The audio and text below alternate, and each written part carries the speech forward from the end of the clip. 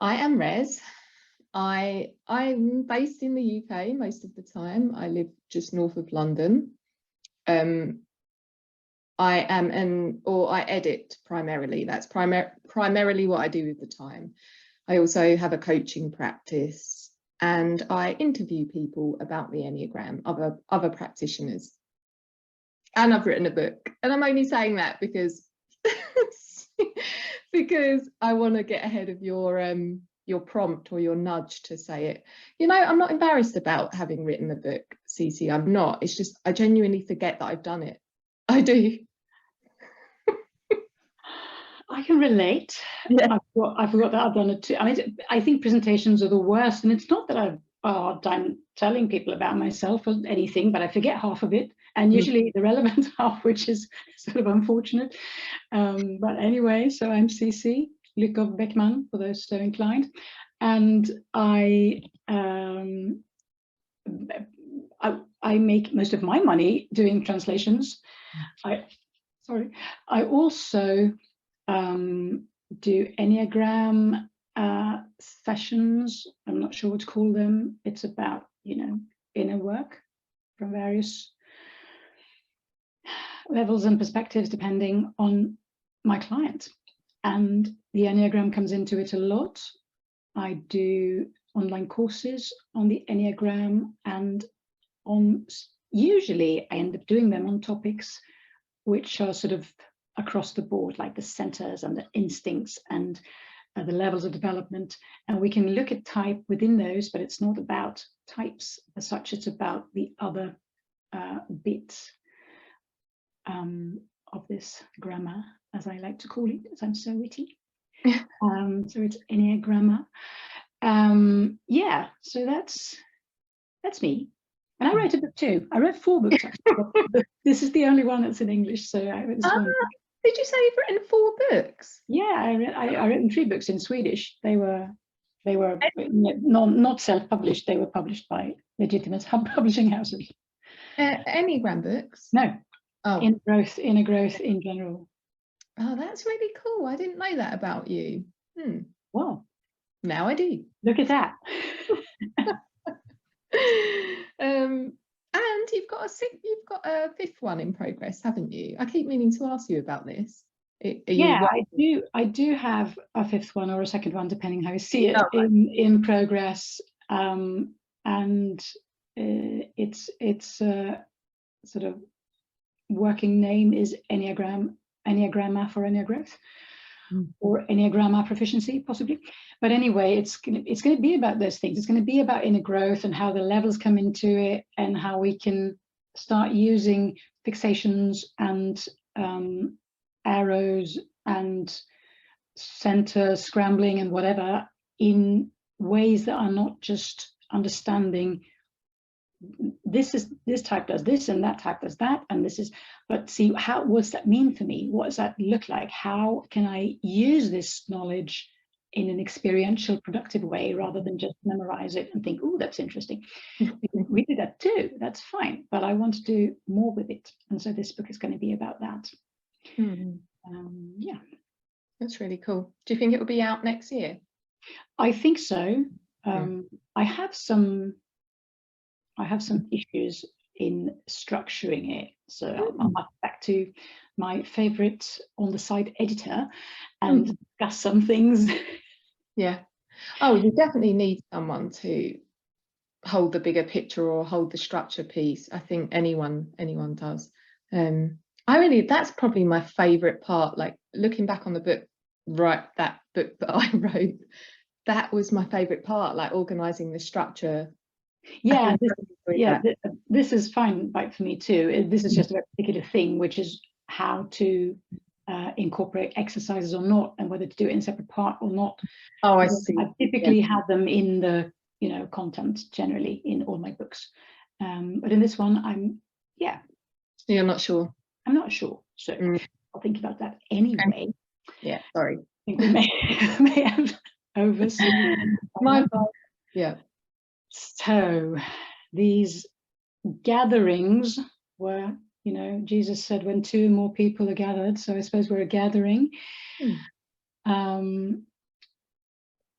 what we want, I think, and you can obviously correct me if I'm wrong, is to address various theories, teachings, questions, confusions in the Enneagram world, and see whether we can bring some clarity or possibly useful further confusion sometimes, I don't know.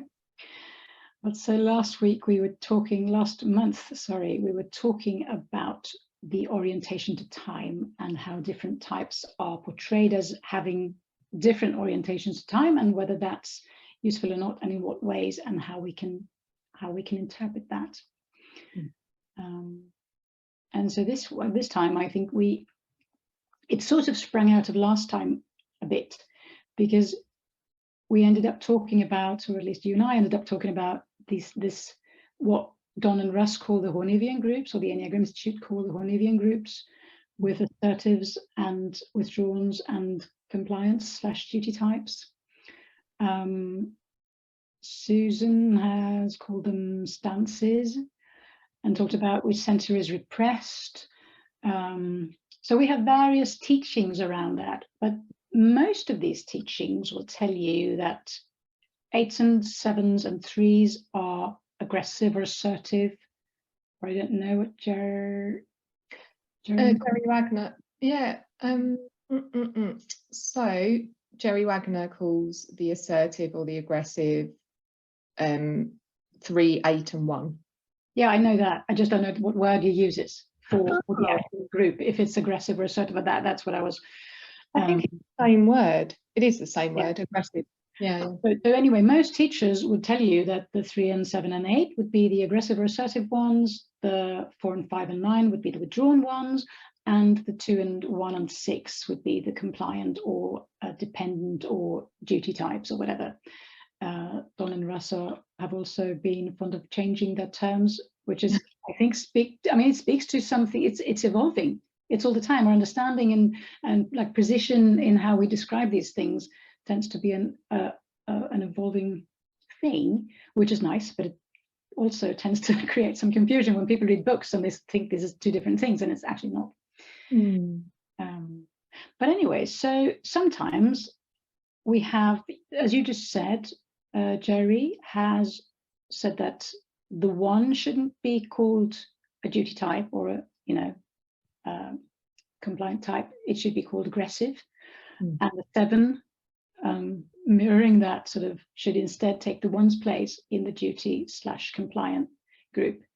I've also heard other versions. I mean, I've heard people say, why would you even have this? But plenty of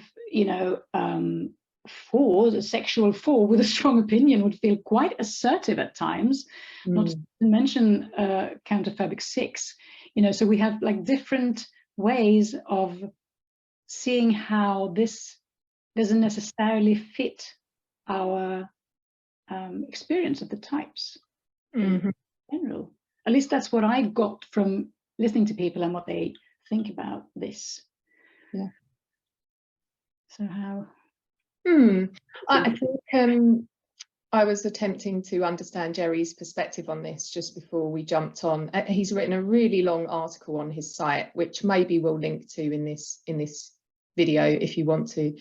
But it wasn't actually Jerry's sort of innovation. It was first in a book called The Enneagram: A Journey of Self-Discovery that this different reformulation of these stances.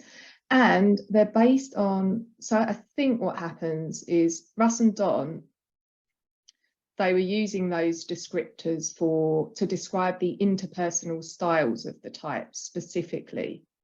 Is that right, Cece, or is that your understanding of it? We'll get to that. Yeah, okay. It's a big part of that. Yeah. So I think they were, because it's Karen Horney's theory, isn't it, that they integrated with the centers, with the centers. So that's Russ and Don doing their thing, as far as I understand it. But this other teaching is based on something called self-concepts and 3 distinct preferred modes of behavior. So it's actually a different different measure, I guess. So yeah, from that perspective, I guess both perspectives, both teachings are kind of useful. And as I was reading Jerry's article, I thought, this is quite interesting, actually. I don't know how true it is, but it's quite interesting. I think you just said a word that is sort of the whole thing here. Oh, really? Which is behavior. Because I'm not sure when Don and Russ brought this into their teaching. I think it's in personality types already. I read that one recently for the first time, personality types. I don't think it's in there. I think it's in wisdom. It's definitely in wisdom, but I have yeah, anyway. The thing is, they've been saying, and I think this is in wisdom, the term is social styles. That's used a lot when we're talking about this grouping, that it's like social style of somebody. And as you said about Karen Horney, was about seeing that our, what did you call it? Intersocial. Interaction, interpersonal style. Yeah. And the thing is, we need to get clear on what we're referring to by social and what we're referring to by style. Because as far as I'm concerned, I was noticing that I started thinking about this many years ago. Something happened. I was walking around Stockholm Central somewhere, and suddenly there was a loud bang somewhere. And it's not, I mean, sometimes you read about the assertive types, the aggressive types, 8 specifically, maybe, and it sounds like if something like that happens, we would go, oh, I have to run there and sort of interact with this, whatever is happening. And it's like, if I hear an explosion, I'm not going to feel particularly inclined to run that way necessarily. But what I did in this particular situation, what was so clear to me was that how, when this loud noise came, something within me went like that, and it's like it's responding. It's not backing away. I can be ooh, but it's still, what the fuck? I mean, there is some kind of energy that goes to meet whatever this is. That's really interesting. Yeah. This is what I think is the really interesting bit about the Hornevian styles, if we call them that.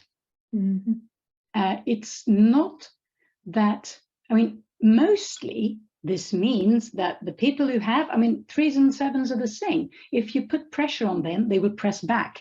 It's a neurological reaction. It's not like they necessarily do it every time, but the response is going to be, the reflex is going to be to counter, or sort of to meet, or to, go against, as Horney would have it.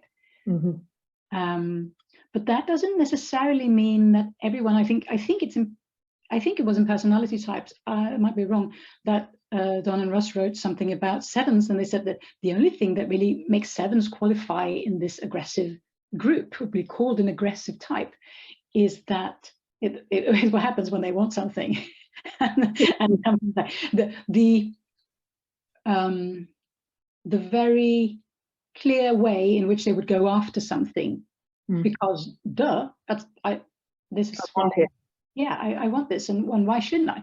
And it's not, I mean, many 7s that I know are quite timid. I mean, not necessarily timid, but they're not really enjoying conflict, especially if they have a 6 wing.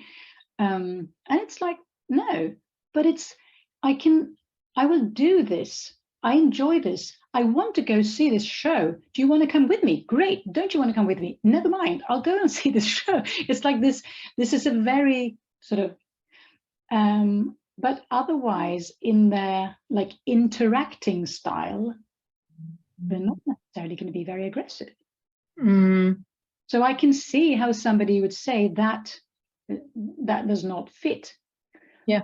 But I would say any self-aware 7 who is close to the loud bang, or in any kind of context where things, hit heat up somewhere, their attention will go there. They will sort of, you know, they will move towards it. Yeah, they will move towards it energetically, if not physically. And very often this corresponds to what we actually end up doing, which is why it's so easy to say this is how people interact with one another. A 7 or an 8 or a 3 will be more direct and go for it and blah, blah, blah. And it's, yeah, that's often the case, but there's plenty of exceptions. And I've heard prominent Enneagram teachers say, I don't teach the Hornevian groups because there's so many exceptions. Interesting as well. I didn't know that. Yeah. And I would say, well, yeah, it depends what you think you're teaching. Yeah. But to me, and this is obviously would be the same for the one. The one can seem really assertive and know what they want, and they're not going to ask you necessarily, but they will ask their inner critic. They will ask their inner, you know, knowing reservoir of right and wrongs, depending on where they are on the levels of development. Development will ask different things depending on which kind of one I am, but I will check this. I'll not just meet, I will consult with, I think both ones or all 3 of 1s and 2s and 6s consult before they act. That's the thing. But they do it on a neurological, it's not that they necessarily consult others, because especially 2s and 1s, they know. They have a superego that knows. They know very different things, 2s and 1s, but they know, and so they do this because this is the right thing. I think that's a really key point, an important point. When people hear dependent, dutiful, or compliant and are struggling to make sense of that with 1s, 2s, and 6s, ask, well, are they being compliant to the superego? Because this is these are the 3 super ego types. And I don't love that term really, because we all have inner judge that we work with, but the super ego is the ethical part of the ego. Is that accurate? Superego is all the internalized values and all the internalized ways I need to be. Yeah. Which I would say, I think ethics wouldn't require superego. You usually will overlap. But when the superego gives you problems, it's not going to be because it's so ethical. It's going to be because it gives you shit about what you do. And the thing is, the reason why these types are sometimes called superego types, because I agree with you, we all have a superego, it just looks very differently in different people. But the reason they're called that is because of this compliant thing. It's because of this dependent, which I don't love that word, but it's because I need to check. And it's a reflex. It's as reflexive as this for the 8, the 7, and the 3. Possibly the 7 and the 3 don't look that way when they do it, but it's like this meeting of the energy. So it's like what we do with the incoming. And as far as it's just interesting. I mean, in the part 1 I went to with Don and Russ, I was on the front row, and Russ was going to say something about withdrawn types, I think in general, all the 5, I don't know. But he's asked me a question, and I was like, yeah, what do you want for dinner? Because that was the first thing that just occurred to me. And he would physically took a step back, a very small step back, but he physically took a step back, and he was like, because I need to, okay, question registered, now I need to answer it. And it's not obviously that withdrawn types will always take a step back, but that's the sort of, it was a very good illustration to the neurological thing. I don't think this was not rehearsed. It was just something that happened, because this is, yeah, thank you. And now I need to, yeah. And I think this has to do possibly with reticular activation system. Is that what it's called? In the back of the brain. Area. It's like the filter telling you how much to let in. And for the 4 and the 5 and the 9, and this was Russ's theory, I think we can read about this if we like. It's much more, the filter is not as dense. You know what? Yeah, I think I've heard some of his students describing this idea in terms of impermeability or something. Yeah. And I thought, what is that? Like, that seems a bit far-fetched that all 4s, 5s, and 9s would have an impermeable boundary internally. But I don't know. Yeah, actually. But if it's impermeable, that would mean it's... Is that the opposite? Yeah. So would it be ultra permeable or something for 4s? It's easy to get through. I mean, that's why that's why I'm withdrawn.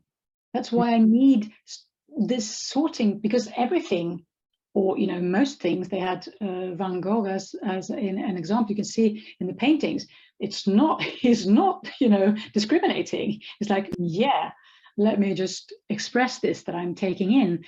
And it's really letting things through, for better or worse. I mean, we all have the 3s and the 8s and the 7s. We have this really dense boundary, and not much gets through there, which means obviously we can be a bit dense. Or just more bolshy and less sensitive, I suppose, in a way. Yeah, and it's the thing with the boundary is not so much what you take in from the outside, it's primarily what you take in from your subconscious. How much you become aware of from your subconscious. Imagine 5s, 4s, and 9s. There is this quite, for many 5, 4s, and 9s, that's quite natural relationship with whatever simmers just below the surface. Whereas if you put 7s and 8s and ask them about their unconscious, they'll go, duh. It's like, and this is obviously stereotype or character. You get the idea. And then there's 1s and 6s would have like semi-permeable boundaries. The boundary is not primarily to the outside world, it's to whatever comes up. But I don't think anyone has all that much trouble with the withdrawn types. I think those are not the ones like causing the friction when we're talking about Juanavians or stances or whatever. Because they know. Do you think the withdrawn types know they're withdrawn? Like, and it's not that. I don't know. I think. Well, you tell me. I, as you know, mistyped or thought I was a 7, and can make good arguments for being aggressive, having an aggressive or assertive style. But when I look closer and more truthfully at what happens in interpersonal situations, actually, I'm thinking about, I don't know, it's difficult for me to sort of go broader than that. Like, withdrawing as a way of being, yes, but how do I discern that from the self-preservation withdrawing? And well, there will be overlaps. We have, how will I, a social 6, how will I tell the difference between the 6 and the social? Well, you won't always be able to do that, because they sort of intertwined. But I do think, and I don't know whether you would agree with this, but this is, unlike what we were discussing last time, this is potentially a clue to correct type, because these are fairly solid, and also there's something energetic about the withdrawn types, the assertive and aggressive types, and the dependent types. Maybe it's a little more fuzzy with the dependent types, but I think withdrawn types, it's always sort of obvious. Do you think that? Do you think this is a useful typing tool or a piece of the pie? Well, that depends which interpretation you're referring to. I think for the general description of types, which is a whole topic in itself that I can go nuts on talking about and getting into rabbit holes, but for the general description of types, I'd say that the social style thing is a fairly okay way to go. But then we have to tell, say a little bit more about the 1s and the 7s and the 6s, possibly, and possibly the 4s and the because behavior is sorry. I was just echoing something you said, which is something I do a lot. Yeah. Behavior is not really a good way. I mean, we've heard that over and over and over, but this is a really good illustration why behavior is not really the way to understand type. No. Because there's so many other parameters coming into play, which will, you know, that you'd have so many exceptions. But as for understanding the points, as for understanding the real core of what it means to be a 1 or a 2 or an 8 or a 7 or a 3 or whatever, I think these are very valuable. But I think then they're valuable in the sense of what happens within you. How do you, like on a sort of more primal level, how do you respond to things, which is about a social style, but it's not the outcome. It's not the physical style in your interactions with others necessarily, but it is a social human interaction kind of thing, in that it is what precedes whatever behavior you will do.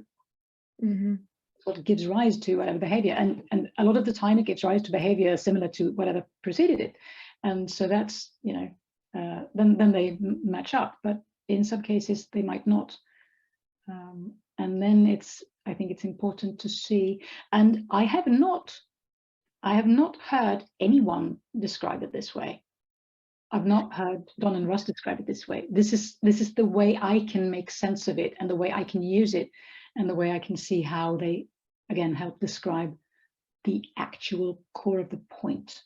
And you're talking about a sort of more broader descriptor for how the type operates. Yeah. How so when you say you've not heard anyone else describe it this way, what are you talking about? I haven't heard anyone, I don't think, at least, that I have heard anyone distinguish, and anyone would be Don or Russ, basically, distinguish that this is not necessarily how it comes out, but this is about what happens. Oh, internally is what happens. Yeah. Oh, this is what happens in the person. Can I flip us over to something? How to work with this practically? Do you think this gives us possibilities for, you know, growth and development? Because I've been thinking about how I've used this. Firstly, I used it to notice withdrawing. So withdrawing, and I think because I've been relating to this as through the Russ and Don lens of this is a way of getting needs met. So 4s withdraw as a way of getting needs met, 5s do, 9s do, which comes back to the question, well, what is the need? And then that's going to be type specific. So you can imagine 9s withdrawing to keep the peace, or not to rock the boat. You look like you want to say something there. Let me maybe go through the other two. Yeah. Just for no reason, actually, just because. So 5s might withdraw out of, I mean, the need to not be depleted or overwhelmed by others. So that's generally a need connected with that type. And then with 4s, I mean, I think when I withdraw is because I want to understand. I feel like I'm not going to get the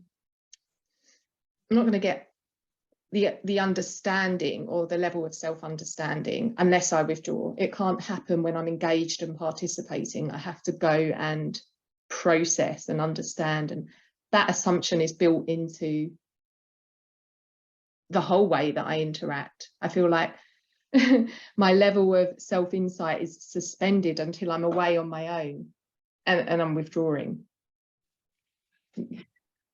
I think this illustrates the fact that there are many levels to this, and not levels as in levels, but levels as in planes of talking about it or understanding it.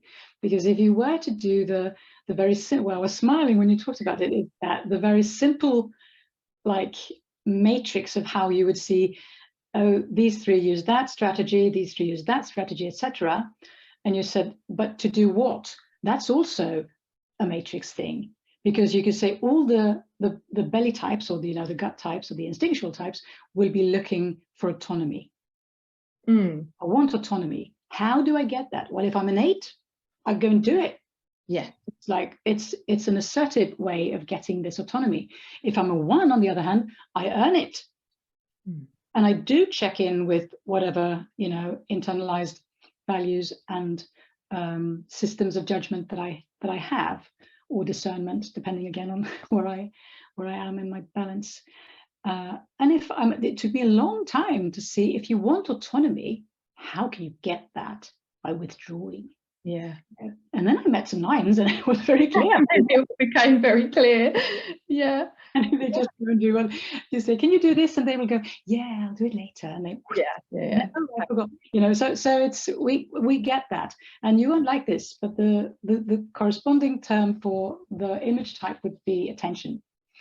Yeah, with 4s withdrawing for attention. Absolutely, that is come and get me, come and see what's up. Because you want to be sought out in that specific. But I mean, that doesn't negate the fact that you might withdraw because you have this, permeable boundary, and you need to get your ducks in a row and whatever, and understand stuff. So it's not like, sorry, it's That's such a funny expression. I love it. Yeah. So it's not one or the other, I think, but it's just important to understand what we're referring to when we're referring to it, and when that's useful and not. So it's like a lot of. I liked that application of it though, and it's quite straightforward. Maybe that's why I'm attracted to it. But yeah, what's the need of the type generally at an average level, and which strategy are they going to go for? Are they going to assert? Are they going to withdraw? Yeah, we can look at the 2. The 2 need the same thing, attention. How do I get it? I earn it. So it's very clear. And the 3 needs attention. It says, hello, here I am, look at me. Yeah. This is what I've done, this is what I know, etc. My diplomat. And then we're making fun of it, but it's like it's very simple to see how this is. This doesn't mean all people of this type do this, that it in a way that it shows, but it helps you understand what 2-ness is about. It helps you understand what 5-ness. I mean, the head types, obviously, what they are looking for is security. So if you're run by fear, you want security. If you're, we have that too. If you're run by anger, you're going to want autonomy. If you're run by shame or self-image things, you're going to want attention. So it's like we have all this. It just matches up. So the 5 withdraws for security. The 5 is fine with their own inner world and their heads, and I have all this, and the rest of the world is like a bit dicey. Whereas for the 7, I mean, we can look at the 7 and think, how on earth are they fear types? They go bungee jumping, and they go, white river rafting, and they do all kinds of really adrenaline-packed stuff, possibly. Obviously, not all 7 do that. But it helps if you remember that what they're most scared about is this. Yeah. And then it looks like a good option to go bungee jumping, or just diving into the Enneagram, for instance, or whatever I can learn and find out more about, and I can sort of keep gaining new experiences, so I don't have to sit with this one because. And then we have 6 who want security as well, and again by being compliant to something, and if or with something, and if I'm a counter-phobic 6, it won't look very compliant because I'm going to be. That's a form of compliance too. It's just you're if you want to do exactly the opposite of what somebody says all the time, you're to an equal extent owned by them as if you do say. So there's an idea for counter-phobic 6. I was thinking about ways of working with this, or one way. Withdrawing. So for me, when I start to look at myself doing that, the idea here is not, I think, to get balance across these styles. I mean, that is one way of working with it, but because these are all sort of overtrodden paths and they're all a bit fixated, these each of these stances, I was thinking about, well, what would be the opposite of withdrawing? And it would be something like participation and engagement. That's what feels like would be the other end of the polarity. So the more my behavior is characterized by those qualities, maybe the less I am in that pattern. And I was thinking, I don't know how it would look for aggressive or dependent, but what do you think about those approaches? So firstly, the approach to just balancing our own stance with the other two, or just going in the sort of opposite direction? I'm generally speaking, as for inner work, I tend to come back to noticing. That's my overall most efficient tool that I can teach anyone and that I can practice, because the solution to being overly assertive, if that's my go-to, is not being, you know, a doormat. No. Which would be the opposite, possibly, if we're, you know, exaggerating a bit. It's not trying to weigh that up by withdrawing, and, you know, it doesn't really make sense to me. But what does make sense to me is that in every one of those situations where I would typically like over assert myself and get into trouble, or get others into trouble, as the case may be, there won't be one proper or appropriate response. They won't be the same. There will always be different responses that were appropriate depending on the situation, which means if I can notice, and again, usually we're going to be noticing in retrospect, and we can still work with retrospect. We can still, as long as there's a charge left from a situation, we can still do inner work with it. We don't have to just think about it. We can actually work with it. And when I do that, when I will find out possibly the reasons why I assert myself, what is behind that, what I'm afraid would happen if I didn't. All those things will come up in this way of inner work. And then whatever the appropriate response was for a specific situation will start appearing naturally. That's my experience anyway. So I think that's great. That's yeah. I don't know why I am. It's nice sometimes to have the sort of direction of it. But I agree with you. It has to start with just observing the pattern in action. And there's it's artificial to strive in the opposite direction, but it's also sometimes just quite useful to name it. I was thinking for aggressive stance, something like receptivity would be the word that come to mind. Yeah, for dependent, quite difficult to find the opposite of that, but or not. It might be something like my truth, something like that. Yeah, I was going to say inner guidance. Inner guidance. I think a lot of the time we find very good clues in the primary types, which would be the 6 who has inner guidance. And I mean, that's what the 2 and the 1 need to do too. And all of them are, and we're getting into the more angles on the same topic, because they're all sort of neglecting or not quite using in the best way their head center, which would be where the inner guidance would come in if I didn't replace it with a superego, which is a popular MO for these 3 types. And what did you say for the 3? The receptivity, the 8 definitely receptivity, but I mean that's would also correspond to trying to sort of tease out this dense boundary a little bit, and be more receptive to me as well. Yeah, exactly. Because we're equally, you know, shutting out input from our own, again, unconscious or softer sides or whatever it is. Yeah, you're right. It's always going to be across the board. It's never just one way, although the outside world will see it. The outside world will see the 1 as very judging, but it will never come near how judging the 1 is on themselves all the time.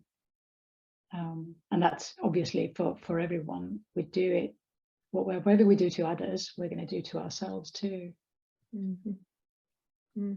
And I do think, I'm not saying though, I feel like I might have said just now that I don't recommend anybody to do whatever you said. That wasn't my intention. I think, I mean, we can play with these things. We can have fun with them, and we can see what happens if I consciously try to do the opposite of what I'm, I would normally do, habitually do. And then we don't necessarily have to do it. It is like, oh, I will habitually step back and cower. I won't have to slap them over the face. That's not, but I can notice that would be the opposite. Oh, how interesting. Yeah. And then Exactly. Yeah. So I think all of these, it's like mental gymnastics around our habits and crap. It's always a yeah, this is always the sort of what's the word? The conflict I have when I coach, actually, Cece. It's like, you have to create something a bit artificial, like, oh yeah, go and do the opposite of what you're doing, and I know it's not the deeper work, and probably a lot of the time whoever I'm working with has the sense that it's not the deeper work, but yeah, there is the game. Yeah. I think there are very many people coming to coaching, interested in the deeper work. Yeah, it's true. They're interested in solving a problem. I have this experience. It sucks. What can I do about it? Exactly. If you send them to me, I'm going to say, ooh, let's dive into this. We'll see in 10 years' time what happens. And again, a bit exaggeration, but it's like, this is a way to live. Yeah. Yeah. Well, did anyone ask any question? Oh, sorry. Were you about? No one did. Well, you guys are an incurious bunch, whoever's listening to this. I'm going to maybe take a note of what we discussed today and put it in our Facebook group tomorrow. Should I do that? Yeah, do that. And we can tell anybody who's seeing this and who's interested in being in a Facebook group that's really focused on inner work. It's not about theory. We don't do that. We talk about theory, but only in relation to how, as Rez's question at the end of this, how can I use this? What does this mean for me? Not as these types are that way, and we don't post collages, and we don't do that kind of thing. But if you do want to be in this group, it's called EnneaGrammar, as in grammar in school with language. EnneaGrammar for Ennea growth, and can apply to be in there if you like. I was thinking I'm probably the biggest offender of putting theory in that group. I do throw a theory bomb. Well, you do it. I mean, it's not. I welcome theory. I just wanted to be anchored somewhere in someone. If somebody says, "Oh, this teacher says this is the truth," it's like, yeah, well, post it somewhere else. We're not interested. We want to see, when I saw this explanation or description or teaching, that suddenly told me blah blah blah blah. I'm happy to have it. It's like when we can see how this is useful to our inner work and our self-awareness. And I think you never post any theory without that aspect. Or you ask the others about their feeling about it. But we have the anchor into how we can look at this or be with this. And I think this is the important bit as far as I'm concerned. Yeah, it really is.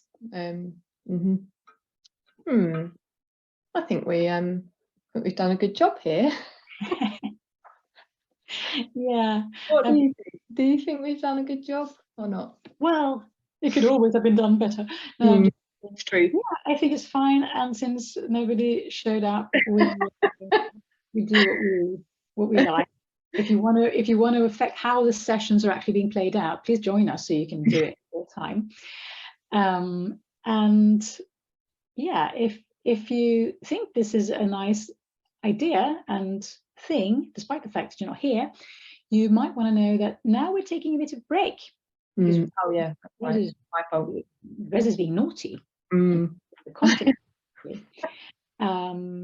we'll be back in what, February, March? Yeah.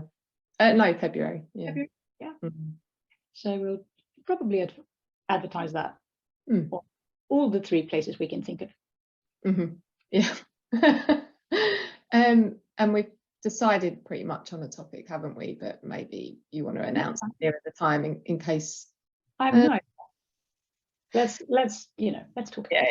Okay. Good idea. Okay. Yeah. Thanks for being with us. Virtually. Yeah, exactly. After the fact. Please be in touch if you have things that you think or want to share or add or just ask or whatever. Just send us an email. And we'll see you possibly in the spring. Bye. Bye.